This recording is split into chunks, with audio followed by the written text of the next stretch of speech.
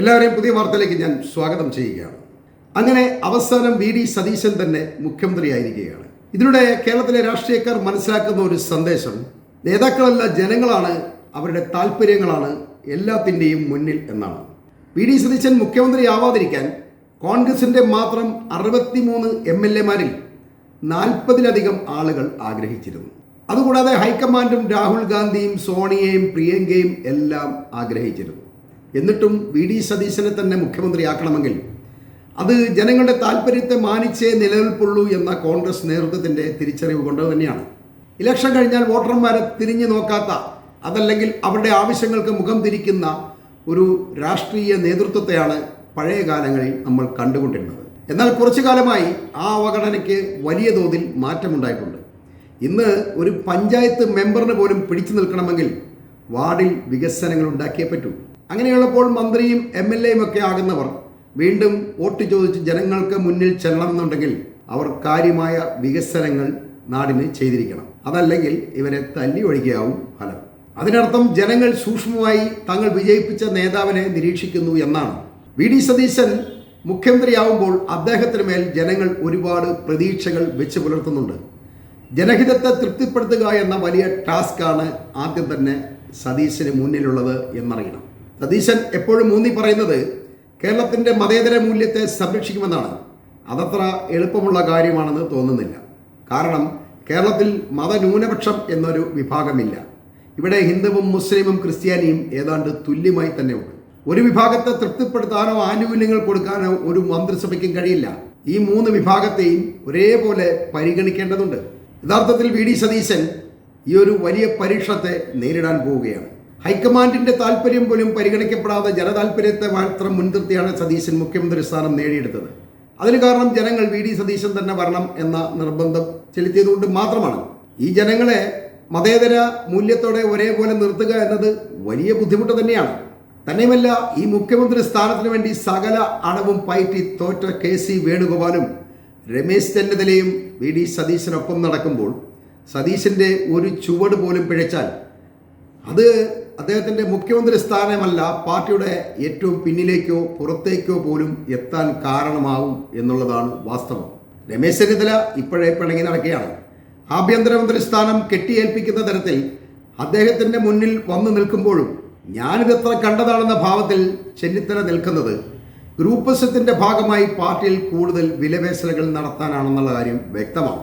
കാരണം ഗ്രൂപ്പില്ലാതെ രമേശ് ചെന്നിത്തലയ്ക്കോ KC വേണുഗോപാലിനോ ഒന്നും ജീവിക്കാൻ കഴിയില്ല. ഇക്കാര്യത്തിൽ ചെന്നിത്തലയെ സഹായിക്കാൻ KC വേണുഗോപാൽ കൂട്ടത്തിലുണ്ട്.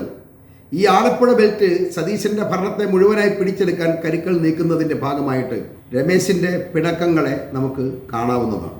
അതല്ലെങ്കിൽ മുഖ്യമന്ത്രി സ്ഥാനത്തിന് തൊട്ട് താഴെയുള്ള ആഭ്യന്തരമന്ത്രി സ്ഥാനം കയ്യിൽ കിട്ടിയിട്ട് പോലും ഞാൻ രാജിവെക്കുകയാണ്, ഞാൻ MLA സ്ഥാനം കൂടി കളയുകയാണ് എന്നൊക്കെ രമേശ് ചെന്നിത്തല പറയണമെങ്കിൽ അദ്ദേഹത്തിന് രാഷ്ട്രീയം അത്ര പരിചയമില്ലാത്ത ആളായിരിക്കണം.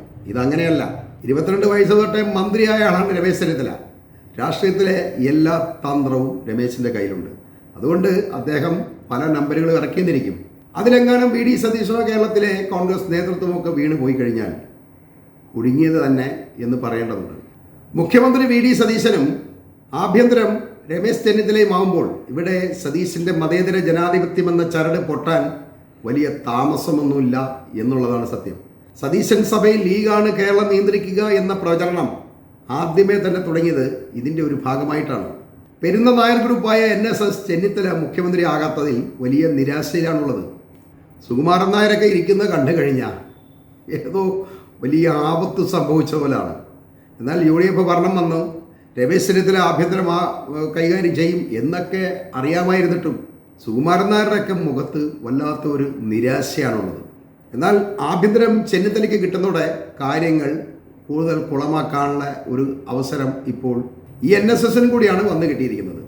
BJPയുടെ B ഗ്രൂപ്പായ പിണറായിയാണ് കഴിഞ്ഞ 5 വർഷം കൊണ്ട് കേരളത്തിൽ ഇത്രയധികം വർഗീയ ചേരിതിരിവ് ഉണ്ടാക്കിയത് എന്ന് എല്ലാവർക്കും മനസ്സിലായിട്ടുള്ളതാണ്. വെള്ളാപ്പള്ളി നരേശൻ രാവിലെ എഴുന്നേറ്റ് ചായ കുടിക്കുന്ന പോലെ ഒരൽപ്പം മുസ്ലിം വർഗീയത പറയാൻ സ്പിരിറ്റ് ഉണ്ടാക്കി കൊടുത്തതും പിണറായി വിജയൻ തന്നെയാണ്. അതേ പിണറായി പ്രതിപക്ഷ നേതാവാവുകയും സതീശൻ സഭയിൽ ലീഗ് പ്രധാന കക്ഷിയാവുകയും ചെയ്യുന്നതോടെ ഇവിടെ ഇനി മുസ്ലിം വിരുദ്ധതയുടെ ചാകരക്കാലമാണ് വരാൻ പോകുന്നത് എന്നുള്ള കാര്യം ഉറപ്പാണ്. വഴിയെ പോകുന്നവൻ വരെ കയറി 2 മുസ്ലിം വർഗീയ പരാമർശം നടത്തി പോകാനുള്ള സൗകര്യവും ഇനിയുണ്ട് എന്നറിയണം.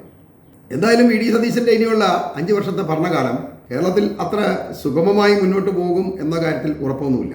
കാരണം സഭയിൽ വി ഡി സതീശൻ ഒറ്റയ്ക്കാണ്. ചുറ്റും അദ്ദേഹത്തിൻ്റെ ശത്രുക്കളാണുള്ളത്. അധികാരം കിട്ടാൻ കാത്തിരുന്ന് അത് കിട്ടാതെ പോയ നിരാശയിലുള്ള ഒരു വലിയ സംഘം സതീശന് ചുറ്റും കൂടി നിൽക്കുകയാണ്. ഇവർക്കിടയിൽ നിന്നും ജനങ്ങളെ തൃപ്തിപ്പെടുത്തുന്ന വിധത്തിൽ ഒരു ഭരണം മുന്നോട്ട് കൊണ്ടുപോവുക എന്നത് സതീശൻ കൃത്യമായി നിർവഹിച്ചു കഴിഞ്ഞാൽ ഈ കേരള രാഷ്ട്രീയത്തിൽ ഏറ്റവും അധികം ബുദ്ധിമുട്ടേറിയ ഭരണം കൈയാളിയ ആൾ എന്ന നിലയ്ക്ക് സതീശന് വല്ല ഓസ്കാർ അവാർഡും കൊടുക്കേണ്ടി വരും. എന്തായാലും വരും ദിവസങ്ങളിൽ എന്താ സംഭവിക്കുന്നതെന്ന് നമുക്ക് കാണാൻ കഴിയും. ഈ വാർത്തകൾ ഞാനിവിടെ അവസാനിപ്പിക്കുകയാണ്.